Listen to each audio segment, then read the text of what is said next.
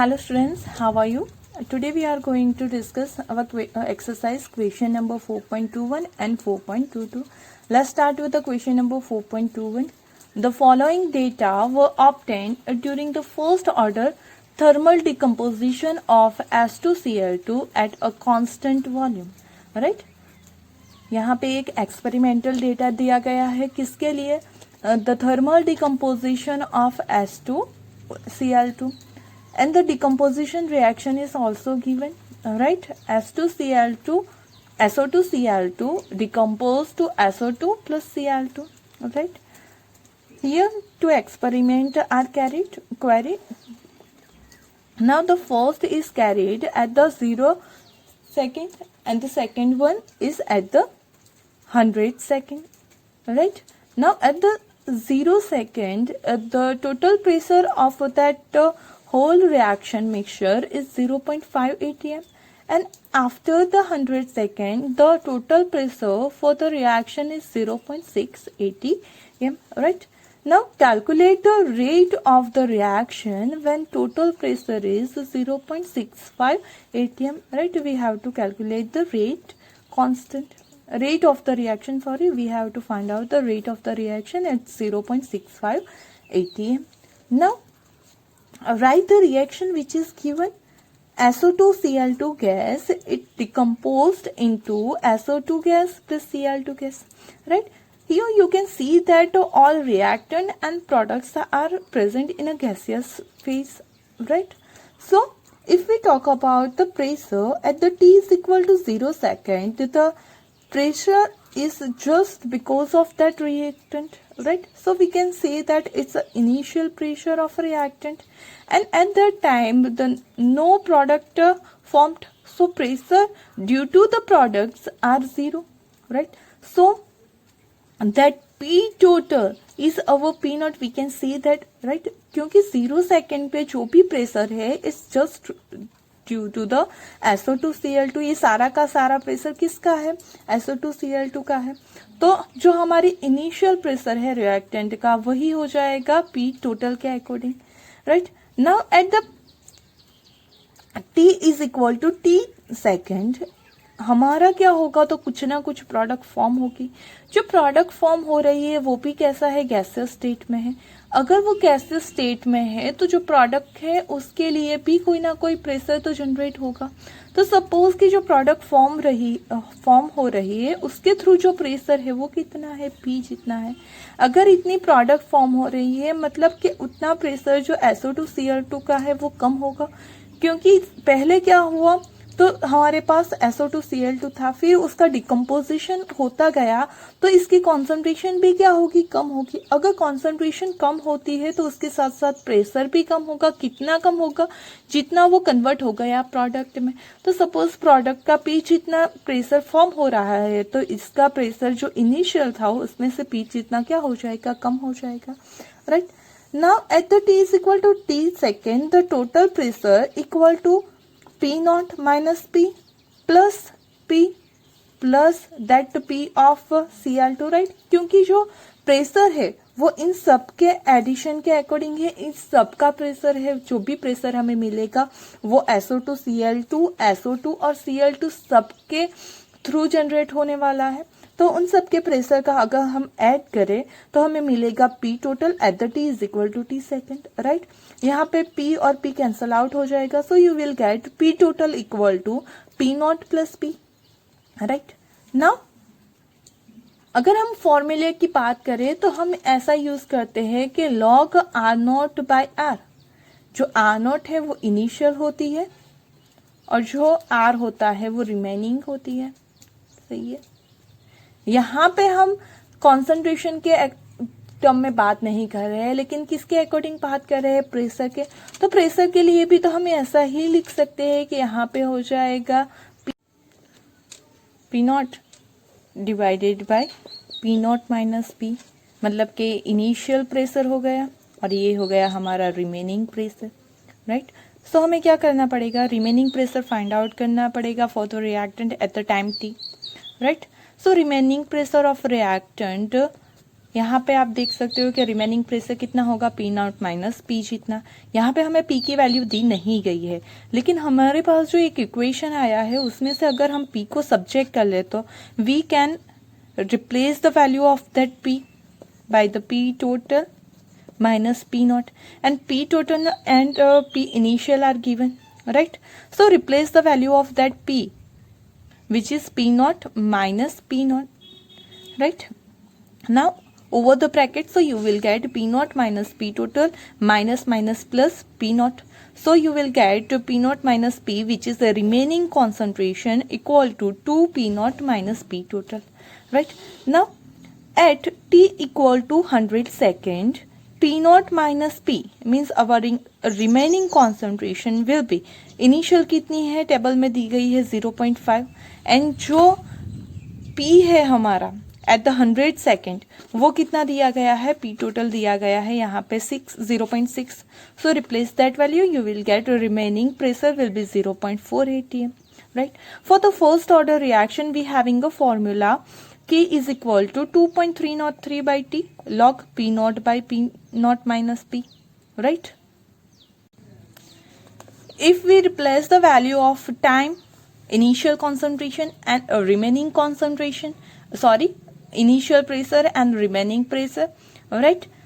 And we divide that term, we will get 1.25.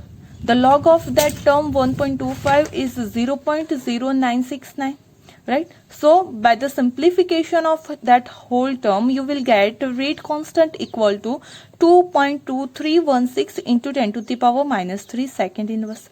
Right? Now we have to find out the rate at the pressure 0.65. So at the 0.65, the remaining pressure will be P naught minus P equal to 2 P naught minus P total, right?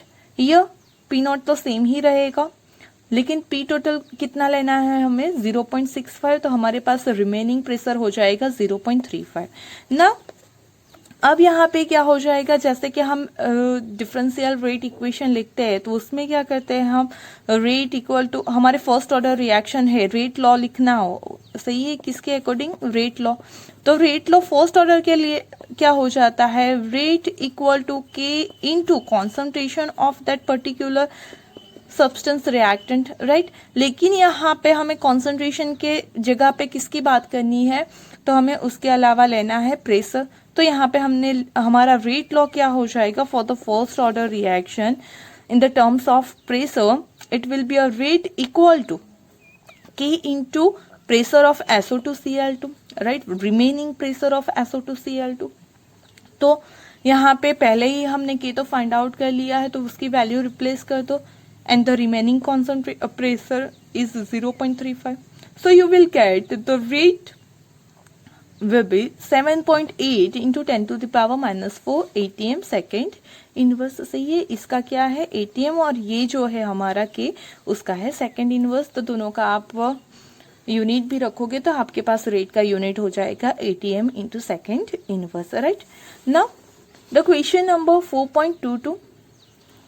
Question is that the rate constant for the decomposition of N2O5 at various temperature is given, right? Here the rate constant K is given at the various temperature, and the temperature is given in the Celsius, degree Celsius, right? Now we have to draw a graph between ln K and 1 by T and calculate the values of A and activation energy.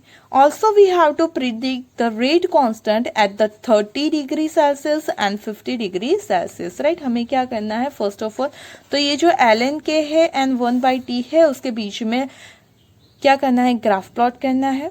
Then we have to find out the value of A, activation energy, and also we have to calculate that rate constant at 30 degree Celsius and 50 degree Celsius. Okay, तो let's start the solution. हमें जो graph plot करना है वो किसका है, ln K versus 1 by T का है. तो हमने क्या किया, तो पहले हमने जो ये टेम्परेचर सेल्सियस में दिया है वो लिख लिया, उस टेम्परेचर को हमने कन्वर्ट कर लिया केल्विन में, सही है. तो ये केल्विन में टेम्परेचर मिल गया। Then we needed 1/T, so we find out the value of that 1/T, right. उसमें हम ये केल्विन वाला टेम्परेचर यहाँ पे रिप्लेस करना है, सो you will get the 1/T value. Now here the K is given in the second inverse, right?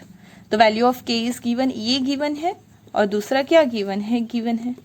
हमें क्या चाहिए था, तो ये चाहिए और ये चाहिए, तो उसके लिए पहले केल्विन में कन्वर्ट कर लिया है, right. Now we want the ln K, right?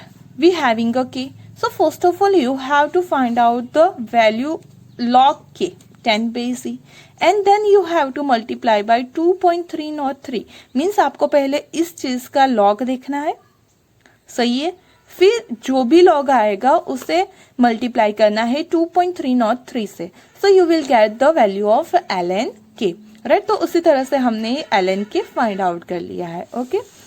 And then उसी वैल्यू के अकॉर्डिंग यहाँ पे हमने क्या किया है, तो एक ग्राफ प्लॉट कर लिया है। ये जो मैंने स्क्वायर्स लिए हैं वो मैंने लिए हैं 2/1 के लिए है, क्योंकि यहाँ पे जो एक्स एक्सिस है उसकी वैल्यू कम है, हमारे पास ऑब्जर्वेशन जो टेम्परेचर है वो सिर्फ 1 2 3 4 5 ही है, तो उसी वजह से हमने क्या किया है, वो यहाँ पे एक्स एक्सिस पे कम वैल्यूज होने की वजह से 2-2 सेंटीमीटर का मैंने ये प्लॉट किया है और ये 1 सेंटीमीटर का है, ओके ना। आप यहाँ पे देख सकते हो कि जो हमारे टी की वैल्यू है वो 3.66 से स्टार्ट होके 2.83 तक जा रही है, तो मैंने यहाँ पे वही ले लिया है, सही है। और साथ में यहाँ पे हो जाएगा 10⁻³ राइट। ये जो t है उसमें वैसे भी सबके पास है 10⁻³ तो यहाँ पे नहीं लिखा, वो मैंने कॉमन में लिख दिया है, सही।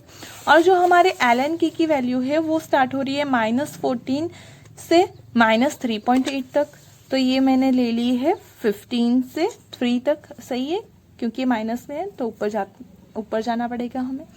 चलो अब उसके लिए अगर आप ग्राफ प्लॉट करोगे तो यहाँ पे आप देख सकते हो कि जो सारे पहली वैल्यू है हमारी 3.88 की, सही है, और उसके लिए क्या करना है -14.055, तो यहाँ पे आप देख सकते हो जो यहाँ पे 3.6 है तो इसके अराउंड में ये जो पॉइंट है उसके अराउंड में 3.66 होगा, और उसके लिए वैल्यू क्या है 14, तो यहाँ 14 वाली टर्म और यहाँ पे मैंने एक पॉइंट प्लॉट कर दिया। वैसे ही दूसरी वैल्यू है 3.4 के लिए, वो है 10.9, 10.9 मीन्स इज नियर अबाउट 11, तो वो वैल्यू आ जाएगी यहाँ पे, सही है। दूसरी वैल्यू है एट द 3.2, सही है, और वो जो वैल्यू है 8.2, तो 8 के थोड़ा सा नीचे आ जाएगी 8.2। Then fourth value is reading is carried out at the 3, so that value will be here 3, and for the 3 the ln k value is 6.33, so यहाँ पे 6 इसके थोड़ा सा नीचे हो जाएगा 6.33। देन 2.83, तो यहाँ पे 2.8 है, उसका थोड़ा सा राइट हैंड साइड में 2.83 होगा, और उसके लिए जो वैल्यू ऑफ ln k है वो है 3.84, तो ये 3 है तो उसके नीचे 3.84, और फिर जो सारे प्लॉट किए हैं पॉइंट हमने उसे हमने क्या किया है, ज्वाइन कर दिया है, ओके। नाउ तो calculation of activation energy, right. The slope of the line equal to, तो अगर हम ये जो लाइन हमने प्लॉट की है उसके लिए हम क्या करें, स्लोप फाइंड आउट करें, तो वो स्लोप कितना आएगा, तो हमने जो पहला हमारा ये जो पहला वाला है और ये लास्ट वाला है उसके बीच का ये स्लोप फाइंड आउट किया है, ओके। ये जो सारा है पोर्शन उसके लिए हमने ये स्लोप फाइंड आउट किया है, तो यहाँ पे आ जाएगा डिफरेंस इन द ln की value and difference in the 1/t value, okay. ना वो जो है वो किसके अकॉर्डिंग होगा, तो -EA/r जितना होगा। ये जो स्लोप आएगा वो कितना आएगा, -EA/r जितना आएगा, सही है, अकॉर्डिंग तो आर्हेनियस इक्वेशन। आप अगर देखो इसे कंपेयर करोगे तो आपके पास ये वैल्यू आएगी -EA/r जितनी। क्यों, क्योंकि आपके पास आर्हेनियस इक्वेशन क्या है, तो आपके पास है ln k E A by R T N plus log, sorry L N की बात चल रही है तो एल एन आएगा, L N A.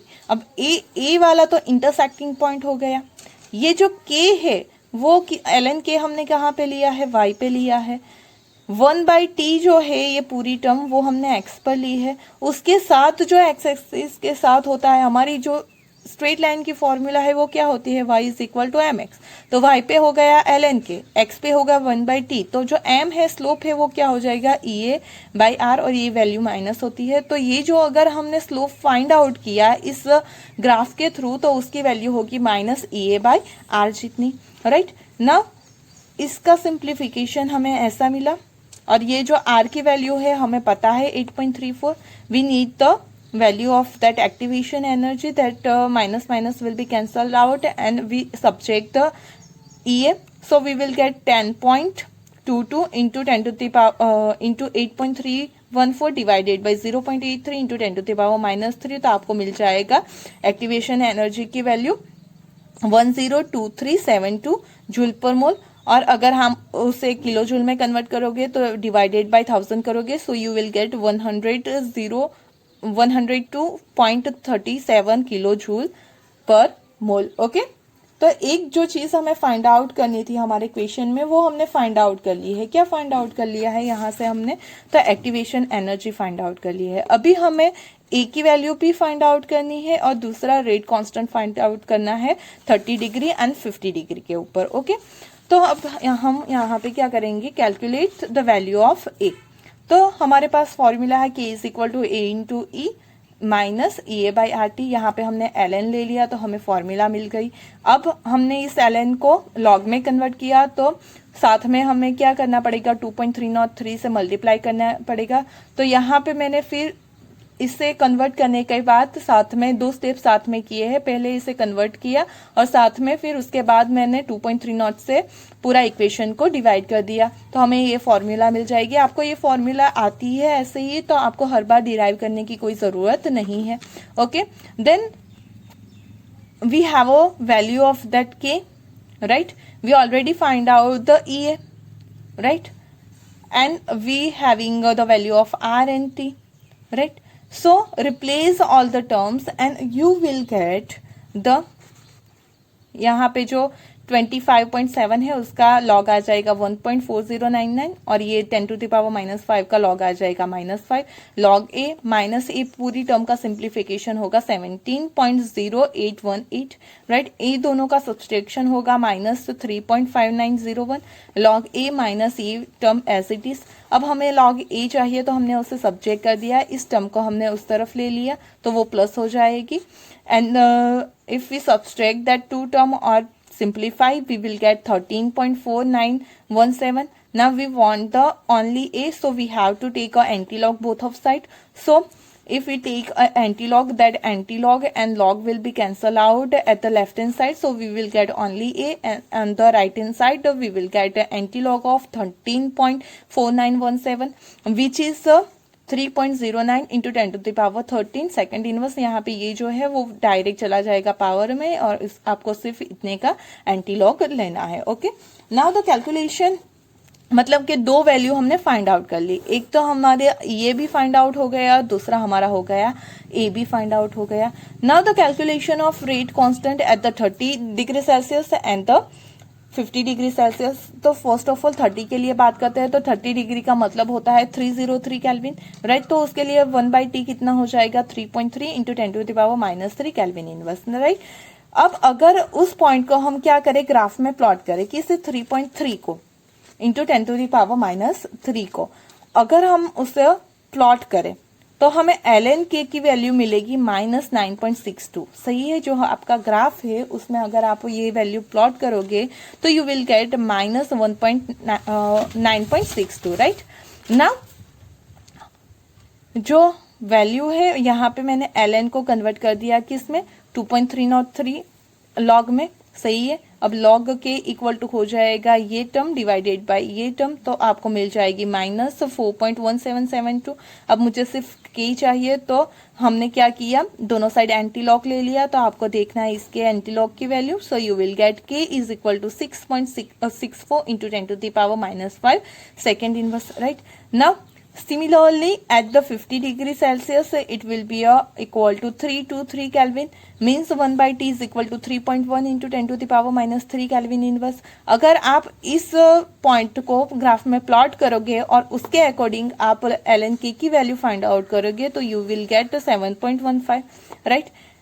Now convert this ln to log, so you have to divide that term by 2.303, then which answer you get, you have to see the antilog of that answer, so you will get the value of k equal to 78.5 into 10⁻⁵ second inverse. तो यहाँ पे हमने जो हमारा rate constant था उसे भी हमने फाइंड आउट कर लिया at the different temperature. Okay, hope you understand. अगर कोई भी क्वेरी हो तो आप मुझे पूछ सकते हो। Thank you.